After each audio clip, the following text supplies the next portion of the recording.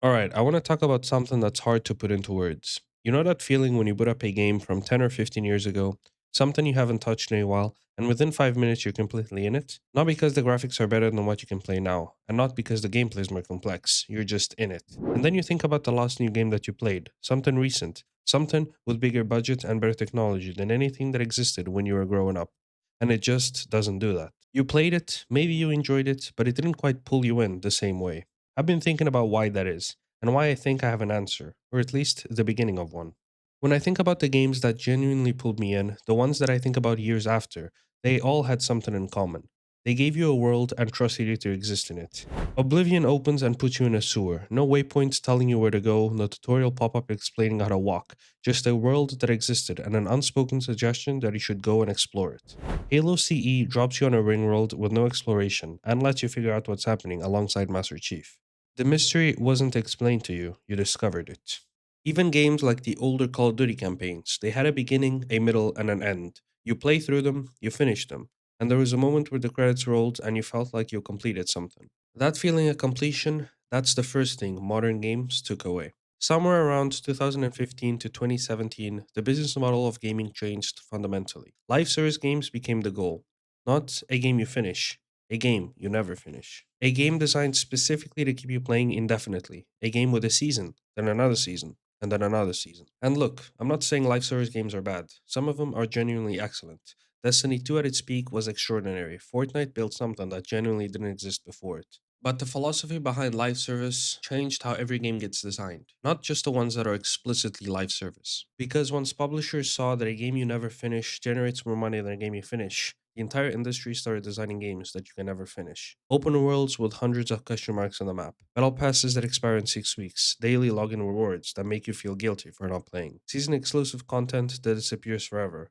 None of this designed to make you feel something. It's designed to make you stay. Here's something I noticed and couldn't stop noticing once I did. In most open world games, the map is the game. You open the map, you see an icon, you travel to an icon, you complete the thing the icon represents, you get a reward, you open the map again, you see more icons, you travel to the next one. It's a checklist, a very expensive, very polished checklist. And the problem with a checklist isn't that it's boring, it's that it's designed to feel productive without actually being meaningful.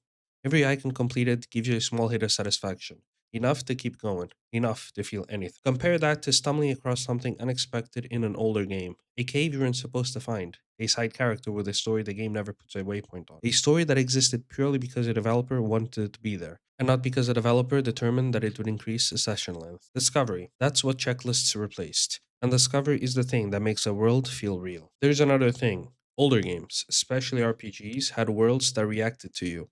Not always in sophisticated ways, but in ways that felt meaningful. In Morrowind, NPCs remembered what you did. If you're the head of the Thieves Guild, the world acknowledged it. Your choices left marks. The world was different because you existed in it.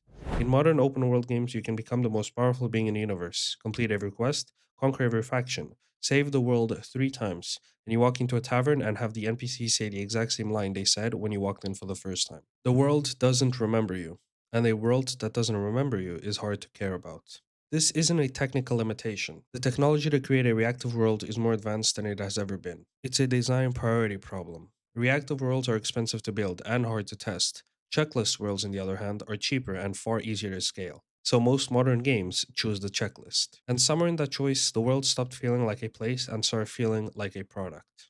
Alright, I want to be careful here because I don't think this is just nostalgia. Nostalgia is real, and it does distort how we remember things. The games we played at 12 felt magical, partly because we were 12. But unfortunately, that's something no developer can ever recreate. But there's a difference between nostalgia for a feeling and identifying something that has genuinely changed. What I think we actually lost is intentionality. Older games, especially in the console era before live service, were intentionally designed with a specific experience in mind: a beginning, a middle, and an end. A tone the developers wanted you to feel, a world they wanted you to understand. These constraints at a medium forced this new intentionality. You couldn't patch it in 6 more seasons. You couldn't add a battle pass after launch. You had to ship a complete thing. And complete things have different quality to infinite things. A complete thing can be beautiful. A complete thing can end. A complete thing can have meaning. An infinite thing is just, well, it's ongoing. And ongoing is not the same as meaningful. Here's the thing though.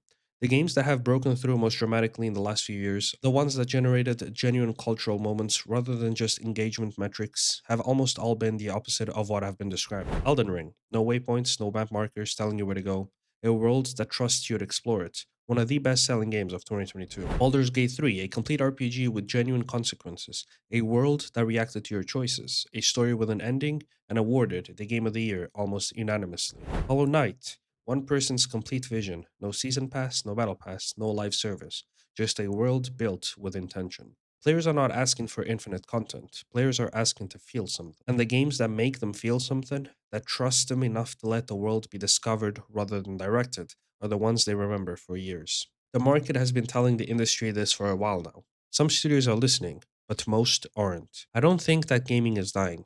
I want to say that clearly. There are more good games available right now than at any point in history. The tools to make a game has never been more accessible. The stories being told have never been more ambitious. But I do think that something specific has been lost. A kind of trust between developers and players. The kind of trust that says, we built something complete and we think it's worth your time. Here it is.